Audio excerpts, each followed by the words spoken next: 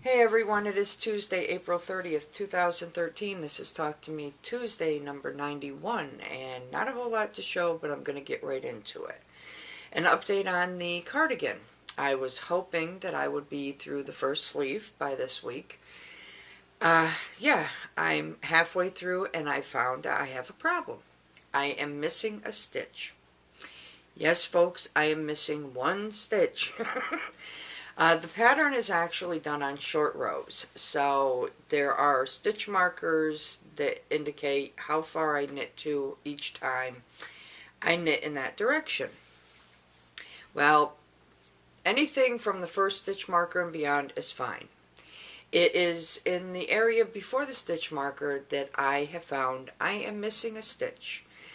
I spent a good 45 minutes, if not more, looking for this stitch Sunday evening. I'm not finding a drop stitch. I'm not finding a decrease. I am not finding this little stitch anywhere. It's like poof, and it is off in the twilight zone somewhere.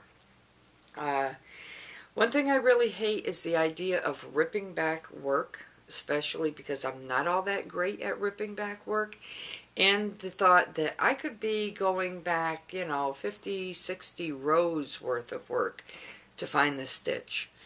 So, if anybody has any pointers, any tips, I mean, if I look at it again and I see it's nothing more than a simple decrease where I accidentally knit two stitches together, then you know what, I'm just going to accidentally increase. It's not going to be noticeable because of the pattern, but just the idea of having to rip back. I mean, if it's only like one or two rows, maybe three or four at the most, that's not so bad. But if I find that it's way back there, this girl ain't going that far. Sorry to say, it's going to be my cardigan. And unless you watch this video and know there was a problem, you're not going to see it. So if anybody has any ideas, any tips, any pointers, anything, please let me know. And if you just happen to see an extra little stitch running down through your neighborhood, could you just kind of like kick it back my way? I would really appreciate it. So anyway, enough of that. Next up, I showed you an Afghan that I was starting, a granny square Afghan I was making out of a novelty yarn that I had. Well, I did get it complete. So, I am not even going to, there's no way that I'm going to be able to hold this up so you can see the entire Afghan, because this thing is huge. So let's just, this is folded as best as I'm folding it right now. This Afghan is humongous. I actually, to take the picture of it for the album that we keep for the yarn challenge, had to have two of my kids hold this up to be able to get a picture of it. 1,760 yards of yarn. I had just enough with what I planned on using for it to get it done and tie it off and sew the end in.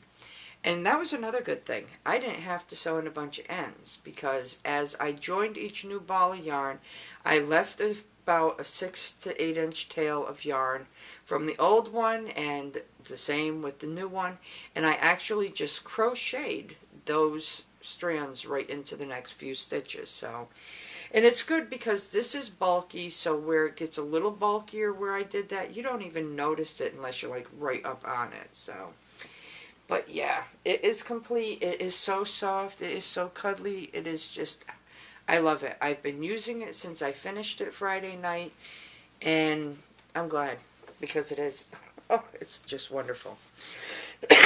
Next up, there are two little boys I know who have a birthday coming up in June, and I wanted to make them something, so my idea was to create a monster pillow. But what I wanted to create was a pillow where the outside was one piece and the pillow itself was another, and I wanted you to be able to open up the pillow and take the pillow itself out and wash the body of it, the monster body. So I had an idea, I could see it in my head. I had a couple different ideas of how I wanted it to close. And so I would like to introduce you all because rather than jumping right in and using the yarn I was going to use for their pillows, I decided to make a small prototype. So here to meet you is Proto. Not Frodo, as in the Hobbit, Proto. But this is my idea. It's just 2 crocheted pieces that I join, and little face, and I've got it so the back, actually I worked the front piece longer so it creates a flap. You can open this up, you can take the little pillow out, and then this piece here can actually be thrown in and washed. Now, because they're little boys and they're only going to be a year old, I will not use buttons back here. I will actually use ties. And on my face I used safety eyes, but for them I'm actually going to just crochet the entire eye. But this is it, and when I put the 2 pieces together, I actually crocheted the little arms and legs right into the seam of the body itself, so they're nice and sturdy, they're not going anywhere. But that's my idea. So there's Proto.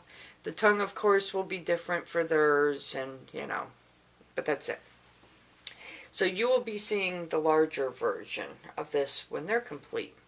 And I actually took some muslin and made a small pillow for inside. So I kind of like that idea. The only other thing I've been working on, I had pulled a sock pattern from my knit calendar. I was going to do those, and then I changed my mind because I didn't really want to think, so to speak. So I wanted something that was a little easier to do. I went on Craftsy and I found a pattern for a Lacy summer sock. And it is a free pattern. I will post the link in the description for it.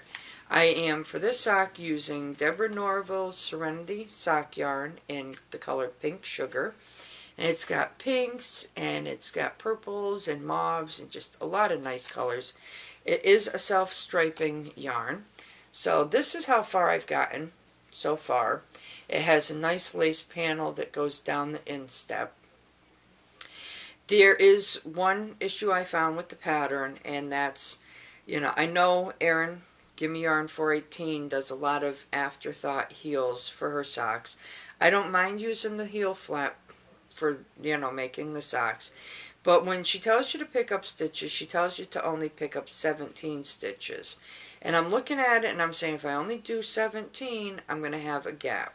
So I picked up an additional 2, and that eliminated a gap that would have been right here and would have been on this side as well. So I actually closed up this big huge gap by picking up an additional 2 stitches. And as soon as you pick up the stitches, she tells you to just work 2 rounds of knit, so I just started the decreases right off just to get those 2 stitches worked in, and now I'm liking it. So there's that. The only other thing, Debbie Doo to You, one of my subscribers, saw me wearing a poncho last week, and she had asked if I could share the pattern. Well, this is the poncho I was wearing. This was made using Red Heart Baby Sport Weight yarn. It is a mint green with yellow, blue, red, and purple kind of splashed through it. I don't believe you can purchase this particular color in this yarn. I don't know. I haven't seen it. But she had asked if I could share the pattern. This was made no less than 12 years ago. So to find the pattern, which it's in one of my craft books or craft magazines, it's not on the internet, forget it. I have so many books and magazines, it would take me longer to look for the pattern than to do what I plan on doing, and that's just sitting down with this and figuring the pattern out. It's basic, it's simple, it's just double crochet. There's some rounds that are solid, there's some rounds that are done in a mesh pattern. So I will figure it out. I do believe it was a G or an H hook I made it with. And once I figure it out, I'll let you know. And anyone who's interested can just message me and we can scan it and send a copy of the pattern through to you. So, yeah. So other than that, that's it. I am, okay, cool. For me, that's it. I'm done. will you be... You know, I'm trying to make this video short, and I gotta have a kid standing here bugging me. Thank you. Other than that, I look forward to watching everyone's videos. I hope everyone has a wonderfully crafty week and a wonderfully crafty weekend.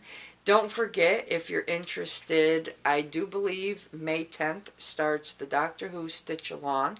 So if you want to learn how to do some embroidery, or you do embroidery and you're a Doctor Who fan, pop on over to Fandom and Stitches, check them out, join in. I'm sure they would love it.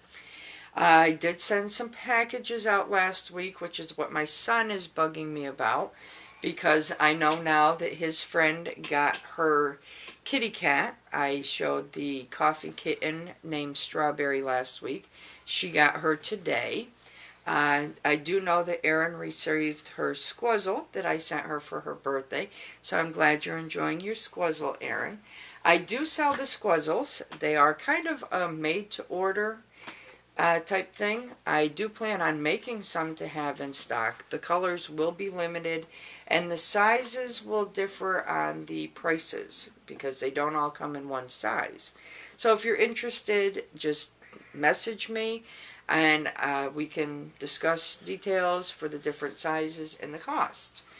And I'm really hoping that the third person received their package. I'm not going to say who it was, just in case they didn't, but I'm pretty sure they did. So, other than that, I'm going to get out of here. I hope everyone has a good one. For me, adios. Just remember, if you find my stitch running around, just kind of send them back this way. Other than that, you know, I'm out. For you, it's good morning, good afternoon, good evening, good day. Whatever it is, I really do hope it's a great one, and I'll see y'all next week. Bye.